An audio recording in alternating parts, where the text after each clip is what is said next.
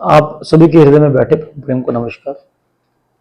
जैसा कि मैंने पिछली वीडियो में बताया था आपको कि बचपन, लड़कपन और बड़प्पन के बाहर निकलने के बाद बुढ़ापा दस्तक देता है आपको। तो जब वो सभी के जीवन में बुढ़ापा दस्तक देगा, मेरे जीवन में भी देगा। और जो बूढ़े लोग होंगे, ये वीडियो मेरी समर्पित है उन लोगों को जो बूढ़े हो चुके हैं और उन लोगों को भी जो बूढ़े होने के कगार पे खड़े हैं। बहुत आनंद आएगा आपको इस वीडियो में मेरे साथ। 4 शब्द जीवन में उतार लो जो बूढ़े होने की तैयारी करना चाहते हैं और जो बूढ़े हो चुके हैं। और मैं अपने माँ बाप को भी वीडियो सुनवाऊंगा।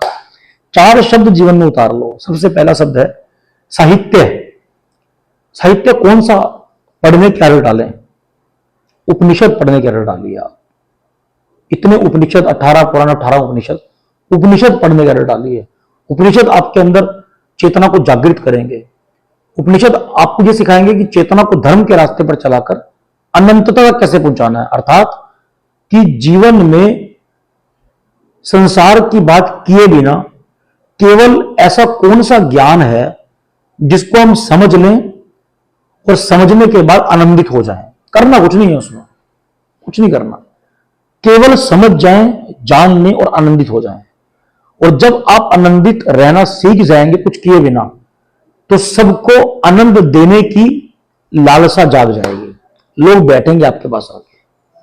तो साहित्य पढ़ना है। दूसरा, संगीत जैसी कला का निर्माण करिए।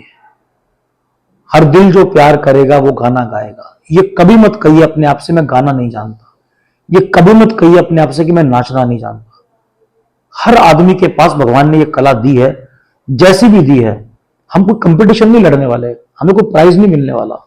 हाँ, लेकिन अगर आपने कुछ चंद भजन प्रभु के नाम पे गा लिए, चंद नृत्य प्रभु के नाम पे अकेले कमरे में कर लिया, तो जानते हैं आपके अंदर की ग्रंथियां खुल जाएंगी। आपको किसी यूट्यूब चैनल की जरूरत नहीं पड़ेगी, किसी मोटिवेशनल स्पीकर की जरूरत नहीं पड़ेगी आनंदित रहने के लिए। मैंने देखा बूढ़े लोगों को, क्योंकि वो सारे जीवन बिना रस के निकाल देते हैं। रस मतलब जो संगीत जैसी कला से मिलता है। तो वो अपनी छवि अपने अंदर ऐसी बना लेते हैं कि उन्हें अकेले बैठ के गाने की आदत ही नहीं है। और सबके साथ बैठ के गाना मतलब बहुत बड़ी लज्जा आना, लाज आ जाना। कैसी बात कर रहे हो आप, सबके सामने में भजन गाऊंगा?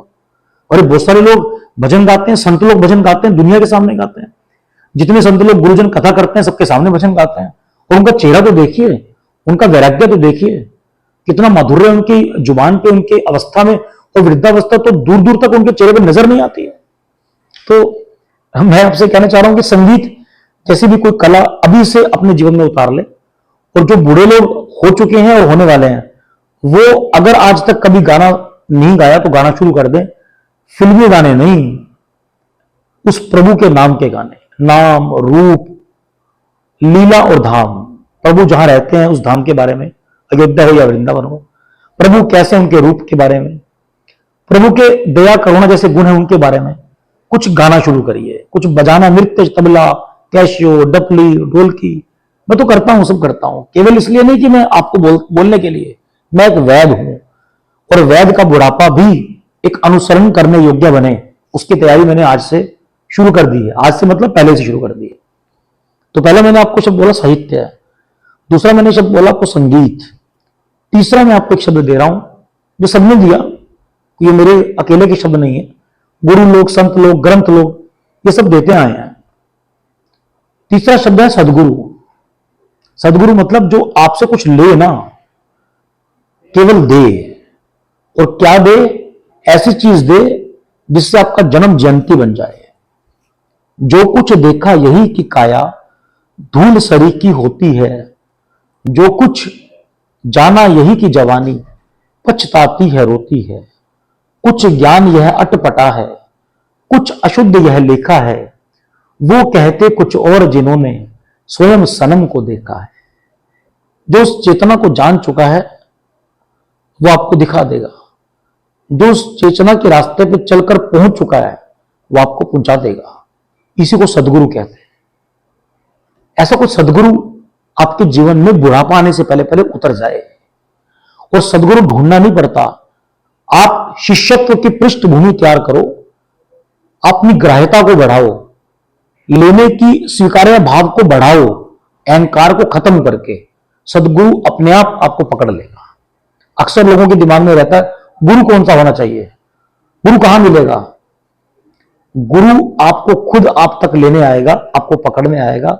यही गुरु शिष्य परंपरा पर चलने वाले रास्ते की एक सबसे बड़ी विधि और प्रकार भी है। आप अपने अंदर शिष्यत्व पैदा करो, गुरु अपने आप आपको दस्तक देगा आपके हाथ पकड़ने के लिए। चौथा शब्द है संगति, और संगति भी कौन सी, सत्संगति। और सत्संगति से बना सत्संग। दो चार लोग आपके जीवन में ऐसे हों, फोन पे हों, सामने हो बैठ के, जिससे आप थोड़ी भगवत चर्चा कर लें, जिससे आप आध्यात्मिक चर्चा कर लें, जिससे आप उपनिषद पर चर्चा करें, जिससे आप ब्रह्म पर चर्चा करें, आयाम आत्मा। ये जो आत्मा है, ये जो संसार है, अविनाशी है, अनित्य है, इस प्रकार की चर्चा करें। तो चार शब्दों से मैंने अपनी बात को ये कहकर पूर्ण किया कि बुढ़ापा सुंदर कैसे हो। चार शब्दों से साहित्य, संगीत, सदगुरु और सत्संगति, इन चारों को अपनाइए। और मैं अपने जितने भी मेरे माँ बाप, चाहे मैंने उनकी कोख से जन्म ना लिया हो, लेकिन वो मेरे माँ बाप हैं, मैं उन सभी से कहूंगा प्लीज अखबार पढ़ने की आदत को छोड़िए, टीवी देखने की आदत को छोड़िए, कथावाचकों को छोड़िए। ऐसे हो जाओ कि लोग आपको बैठ के आपको सुने।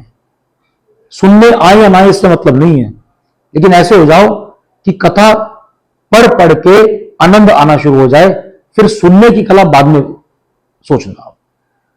मेरी बात पूरी हो गई। आप सभी के हृदय में बैठे प्रभु प्रेम को वैद्य जी का नमस्कार।